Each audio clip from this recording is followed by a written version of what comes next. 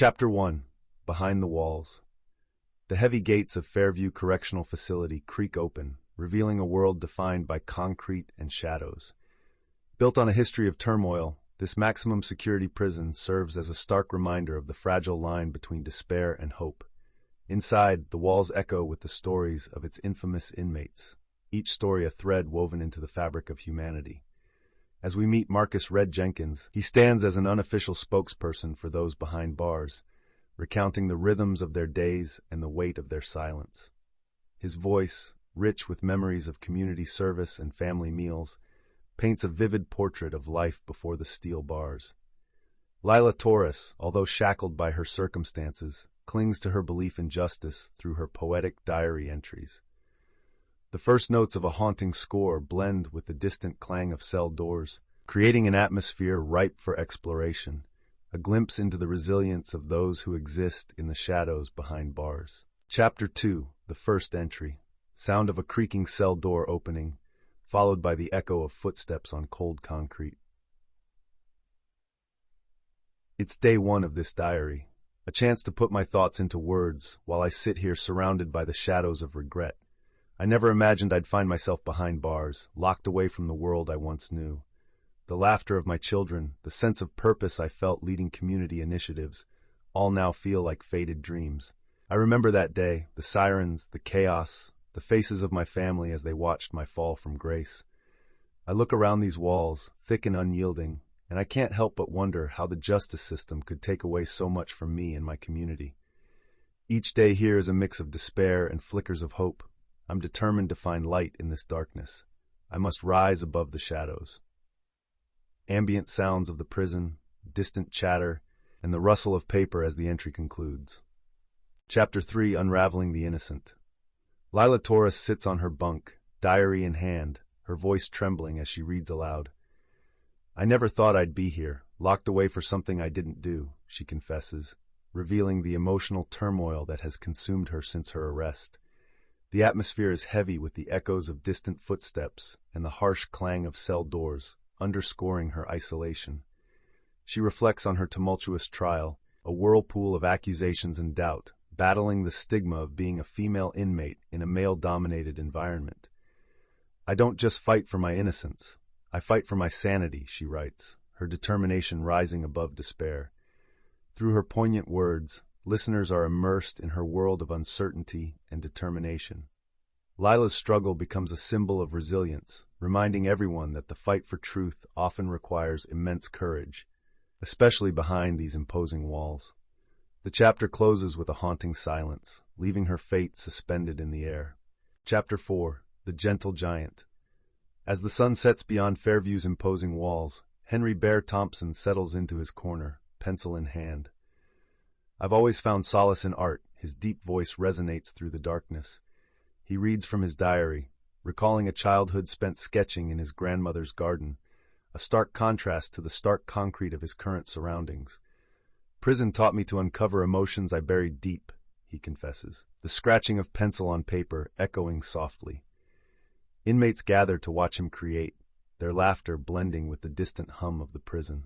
Bear shares stories of transformation and redemption, highlighting how each stroke of his brush allows fragments of his past to resurface. Art is more than just a hobby. It's my lifeline, he reflects, revealing a tender side to the gentle giant. As he sketches, hope fills the air, proving that beauty can emerge even from the darkest corners of existence. Chapter 5. Bonds of Survival. Angela Ainge Robinson's voice resonates as she shares tales of her life behind bars. In here, you learn quickly who you can trust, she begins, reflecting on the friendships that have formed amidst the harsh realities of prison life. She recounts moments of laughter shared during card games and the silent solidarity felt during sleepless nights. The sounds of subdued laughter and hushed whispers swirl around her, punctuated by the clanging of metal doors, a constant reminder of their confinement. Ange highlights a strong bond with fellow inmates, emphasizing how loyalty emerges in the most unlikely places. We fight for each other, even when the odds are against us, she states, sharing stories of small acts of kindness that uplift spirits. As the chapter unfolds, the atmospheric tension of prison life becomes a backdrop for the warmth of these connections, demonstrating that even in darkness, human connections can shine brightly. Chapter 6: The Art of Healing. The atmosphere within Fairview Correctional Facility shifted as the arts and rehabilitation program took root. Amidst the echoing clang of cell doors and the distant murmur of conversations, Marcus Red Jenkins picked up his pencil, reflecting on his initial skepticism about art as a path to redemption.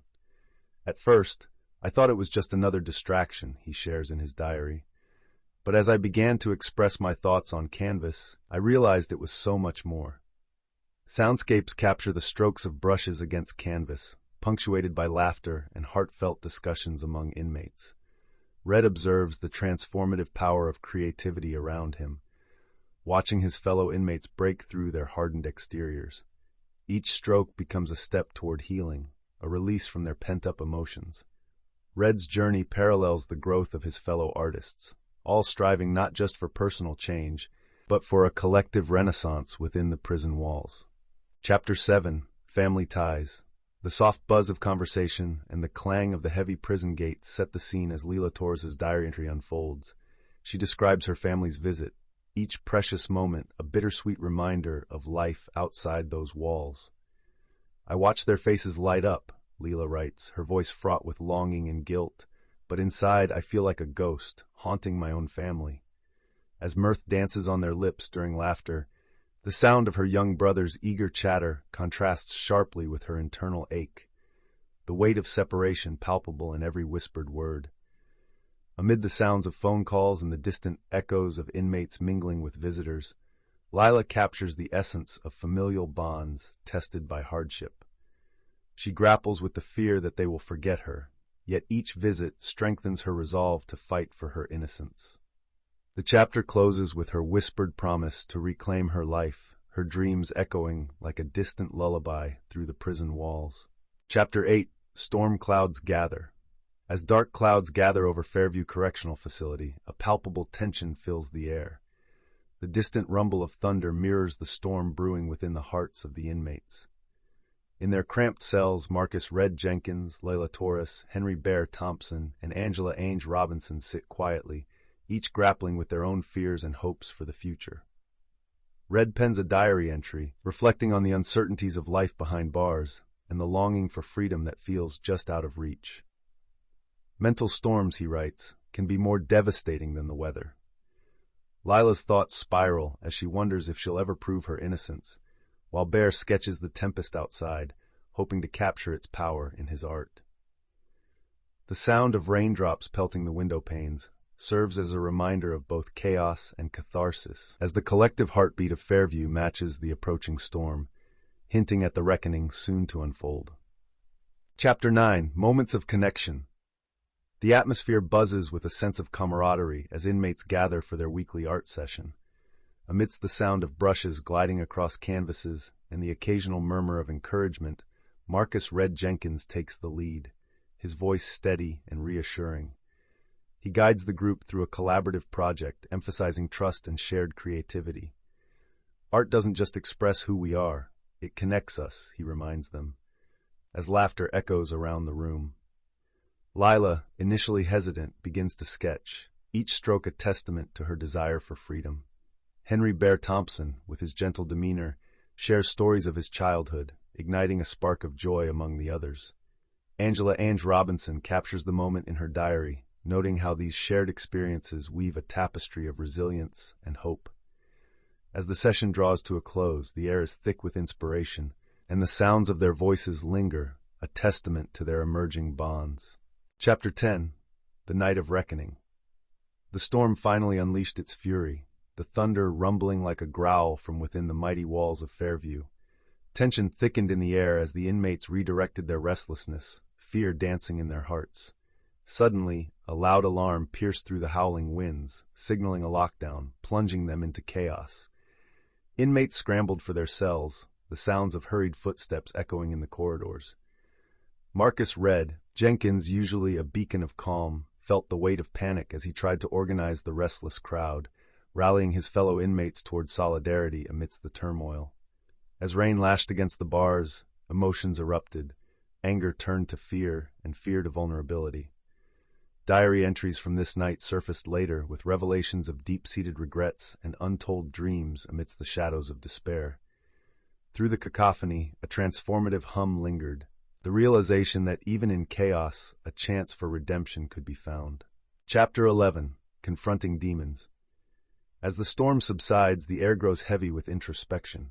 In the aftermath of that chaotic night, the inmates find themselves grappling with the raw emotions that have surfaced. Quietly, Marcus Red Jenkins immerses himself in his diary, his words flowing like a cathartic release.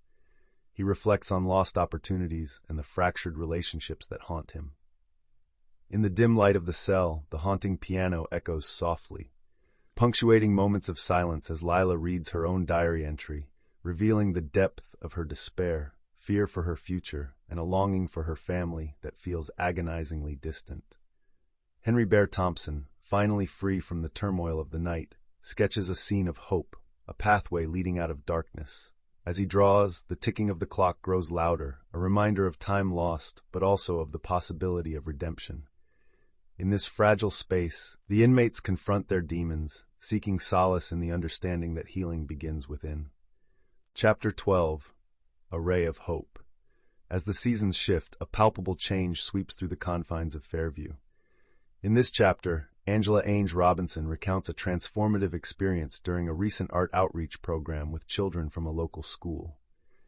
The children's laughter echoes off the walls, weaving a tapestry of innocence and joy that contrasts sharply with the prison's harsh reality.